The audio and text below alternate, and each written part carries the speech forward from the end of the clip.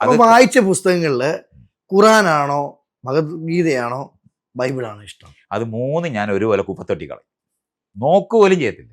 കാരണം ഈ ഏറ്റവും നല്ല ഭരണഘടനയാണ് നമുക്കുള്ളത്, അതാണ് വായിക്കേണ്ടത്. ഈ മൈത്രേയൻ ഒരുപക്ഷെ ഇങ്ങനൊരു ക്രിസ്ത്യനിലോ ഹിന്ദുവിലോ മുസ്ലിമിലോ ആണ് ജനിച്ചിരുന്നെങ്കിൽ, അല്ലെ അപ്പനും അമ്മയും ഇങ്ങനെ വിശ്വാസം പഠിപ്പിച്ച വളർത്തിയിരുന്നെങ്കിൽ, ഇങ്ങനൊരു മൈത്രേയൻ ഇവിടെ ഇരിക്കുവോ?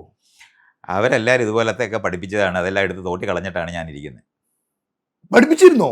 പഠിപ്പിച്ചിരുന്നു. അവിടെ ഞാൻ പോയിട്ട് 10 കൊല്ലത്തോളം ഈ ഇന്ത്യൻ ഫിലോസഫി പഠിച്ച ഒരുത്തനു. ഓക്കെ, ആ കഥയൊന്ന് പങ്കുവെക്കുവോ? 21ാമത്തെ വയസ്സ് വീട് വിട്ടുപോയി ഞാൻ ശരിക്കും പറഞ്ഞാൽ സന്യസിക്കാനല്ല പോയത്. പഠിച്ചത് ഒരു വേൾഡ് ഗവൺമെൻറ് ഉണ്ടാക്കാൻ പറ്റുമെന്നൊക്കെ പറഞ്ഞ് അവർ എന്നെ പറഞ്ഞു പറ്റിച്ചതാണെന്ന് പറയേണ്ടി വരും. അവരെഴുതിയ ഒരു പ്രോസ്പെക്ടസ് വായിച്ചിട്ടാണ് ഞാൻ പോകുന്നത്. ഈസ്റ്റ് വെസ്റ്റ് യൂണിവേഴ്സിറ്റി ഓഫ് ബ്രഹ്മവിദ്യ. അതിനകത്ത് ഇങ്ങനെ ഉണ്ട്, മതിലുകളില്ലാതെയും സർട്ടിഫിക്കറ്റ് ഇല്ലാതെയും ഇഷ്ടമുള്ളവരുടെ കൂടെ നിന്ന് പഠിക്കാം എന്നൊക്കെ പറഞ്ഞിട്ടുള്ള ഒരു പുസ്തകമാണ്, ഒരു പ്രോസ്പെക്ടസ്. യൂണിവേഴ്സിറ്റിയിൽ നിന്നാണ് അത് വായിച്ചിട്ടാണ് പോകുന്നത്. അവിടെ ചെന്നപ്പോൾ നാരായണ ഗുരുകുലത്തിന് ഒരു സബ്സിഡറി ആയിട്ടുണ്ടായിരിക്കുന്ന സാധനമായിട്ടാണ് പഠിപ്പിക്കുന്നത്.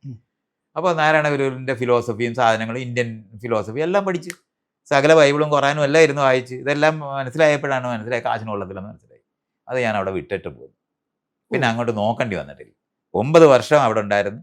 അത് കഴിഞ്ഞ് 2 കൊല്ലം കൊണ്ട് ഞാൻ തന്നെത്താനും പ്രാക്ടീസ് ചെയ്യും. ഇനി അവർ പഠിപ്പിക്കുന്നതിനല്ല, നമ്മൾ തന്നെത്താൻ പ്രാക്ടീസ് ചെയ്തും കൂടെ നോക്കാം.